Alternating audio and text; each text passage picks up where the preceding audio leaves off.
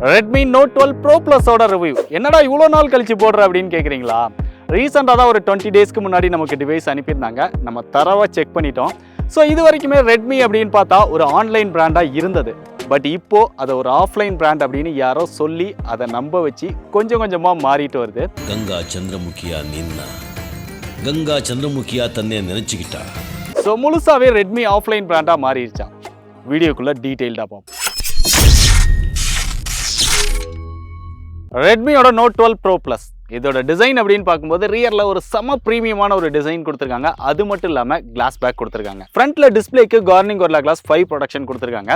இங்கே சைடில் லைட்டாக கர்வான ஒரு எட்ஜஸ் கொடுத்துருக்காங்க. ஆனால் இது ஃபுல்லாமே ஃப்ளாட்டாக கொடுத்துருக்காங்க.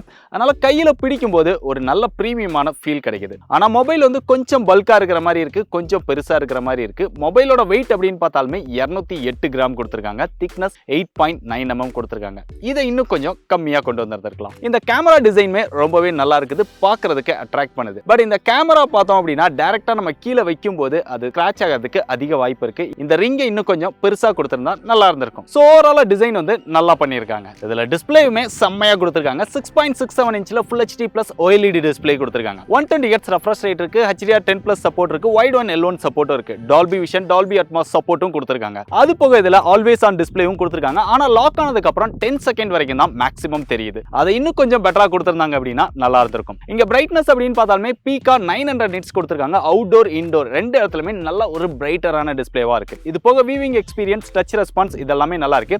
டிஸ்பிளேயுமே நல்ல விவிடான ஒரு எக்ஸ்பீரியன்ஸ் வந்து கொடுக்குது. இதோட பேட்டரி அப்படின்னு பார்க்கும்போது 5000 mAh பேட்டரி கெபாசிட்டி கொடுத்திருக்காங்க. 120 வாட் ஃபாஸ்ட் சார்ஜிங் சப்போர்ட் கொடுத்திருக்காங்க. பாக்ஸ்குள்ளே அடாப்டரும் கொடுத்திருக்காங்க. அதை நம்ம ஹைலைட் பண்ண வேண்டியிருக்கு. அது போக அந்த அடாப்டரை யூஸ் பண்ணி நம்ம சார்ஜ் பண்ணும்போது 19 மினிட்ஸ்ல ஃபுல் சார்ஜ் ஆயிடும் அப்படின்னு சொல்லி பிராண்ட் கிளைம் பண்றாங்க. பட் நம்ம யூஸ் பண்ணி சார்ஜ் பண்ணும்போது 30 நிமிஷத்துக்கு மேலாச்சு. ஏன்டா இவ்வளோ டைம் டிலே ஆகுது அப்படின்னு பார்த்தா அந்த full fast charging support on பண்றதுக்குன்னு ஒரு ஆப்ஷன் கொடுத்திருக்காங்க. செட்டிங்ஸ்ல பேட்டரியில பூஸ்ட் சார்ஜிங் அப்படின்னு ஒன்று கொடுத்திருக்காங்க. இது ஆன் பண்ணிட்டு நம்ம சார்ஜ் பண்ணோம் அப்படின்னா ஒரு 25 மினிட்ஸ்ல ஃபுல் சார்ஜ் ஆயிடுது. பேட்டரியோட பெர்ஃபார்மன்ஸ் அப்படின்னு பார்த்தா நம்ம 120 Hz ரெஃப்ரெஷ் ரேட்ல யூஸ் பண்ணாலுமே நீங்க ஹெவியா கேம் விளையாண்டா கூட உங்களுக்கு ஒரு டே டைமுக்கு பேட்டரி லைஃப் வரும். நீங்க ஒரு நார்மலான யூசரா இருந்தீங்க அப்படின்னா 1 டேக்கு உங்களுக்கு பேட்டரி லைஃப் வருது. ஸோ பேட்டரியோட பெர்ஃபார்மன்ஸ் நல்லா இருக்குது. இதுல பிராண்ட் ரொம்ப ஹைலைட் பண்ற விஷயமே இதோட கேமரா தான். ஏன்னா 200 மெகாபிக்சல் கொடுத்திருக்காங்க. அதுக்கப்புறம் ஒரு 8 மெகாபிக்சல் ஒரு அல்ட்ரா வைட் ஆங்கிள் சென்சார், ஒரு 2 மெகாபிக்சல் ஒரு மேக்ரோ சென்சார் இருக்கு.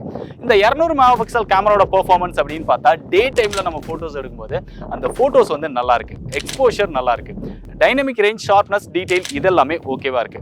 ஓவராலா நம்ம டே டைம்ல எடுக்கும்போது போட்டோ வந்து நல்ல குவாலிட்டியா எடுத்துக்க முடியுது. பட் இங்க போர்ட்ரைட் ஷாட்ஸ் அப்படின்னு பார்க்கும்போது அந்த எட்ஜ் டிடெக்ஷன் இதெல்லாமே பர்ஃபெக்டா இல்ல, இன்னும் கொஞ்சம் அதை பெட்டரா ஆப்டிமைஸ் பண்ணியிருந்திருக்கலாம்.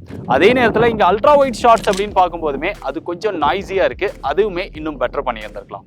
ஸோ ஓவராலா அந்த 200 மெகாபிக்சலோட பெர்ஃபார்மன்ஸ் நல்லா இருக்கு. இதோட செல்ஃபி கேமரா அப்படின்னு பார்க்கும்போது இங்க 16 மெகாபிக்சல் கொடுத்திருக்காங்க. இதோட பெர்ஃபார்மன்ஸ் அப்படின்னு பார்த்தா டே டைம்ல போட்டோஸ் எடுக்கும்போது ஓரளவு ஆவரேஜ் அண்ட் எபோல போட்டோஸ் வந்து நம்மளால எடுத்துக்க முடியுது. ஓரளவு டீசென்டான லைட்டிங்ல நீங்க போட்டோஸ் எடுக்கிறீங்க அப்படின்னா கொஞ்சம் நாய்ஸியா தான் இருக்கு, அந்த அளவுக்கு பெட்டரா பெர்ஃபார்ம் பண்ணுது அப்படின்னு சொல்ல முடியாது. வீடியோஸ் அப்படின்னு பார்க்கும்போது ரியர் கேமரால மேக்ஸிமமா 4K 30 fps நம்மளால வீடியோஸ் வந்து எடுத்துக்க முடியுது. அதை கொஞ்சம் ஷேக் இல்லாமல் நம்மளால எடுத்துக்க முடியுது.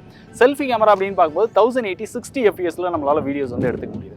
ஓவராலா கேமராவோட பெர்ஃபார்மன்ஸ் அந்த 200 மெகாபிக்சலோட பெர்ஃபார்மன்ஸ் மட்டும் நல்லா இருக்குது. இதோட சாஃப்ட்வேர் அப்படின்னு பார்க்கும்போது இங்க தான் ரெட்மி மிகப்பெரிய மிஸ்டேக் பண்ணியிருக்காங்க அப்படின்னு சொல்லலாம்.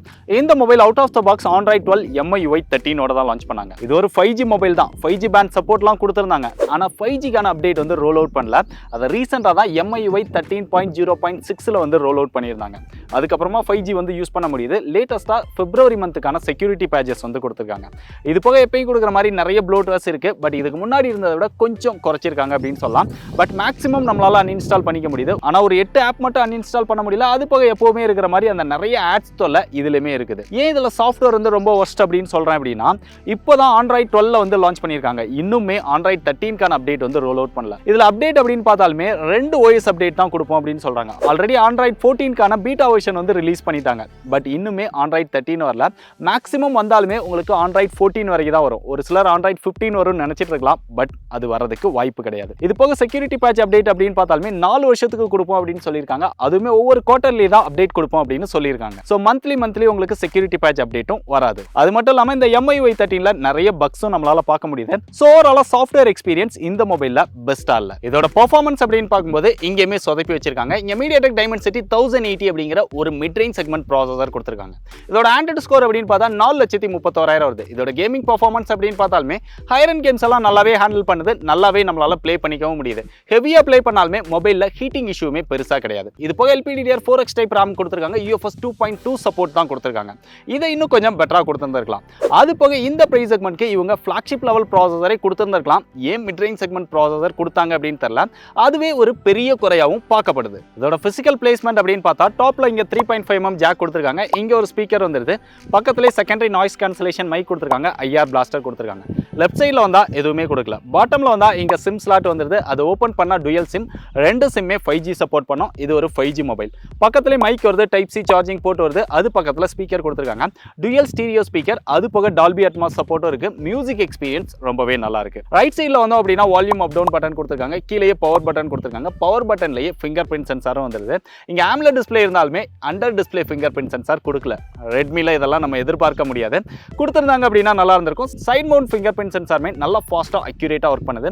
அது போக டபுள் டேப்லமே நம்ம சில விஷயங்களை வந்து கண்ட்ரோல் பண்ணிக்க முடியுது. மல்டி ஃபங்க்ஷன் ஃபிங்கர் பிரிண்ட் சென்சாராக கொடுத்துருக்காங்க. இது போக IP53 ரேட்டிங் கொடுத்துருக்காங்க. ஹாப்டிக் ஃபீச்சர்ஸ் இதெல்லாமே நல்லா இருக்கு. தேவையான சென்சார்ஸ் எல்லாமே கவர் பண்ணியிருக்காங்க. கடைசியாக அதோட பிரைஸ், இதில் 2 வேரியன்ட் வந்து லான்ச் பண்ணியிருக்காங்க, 8+256, 12+256.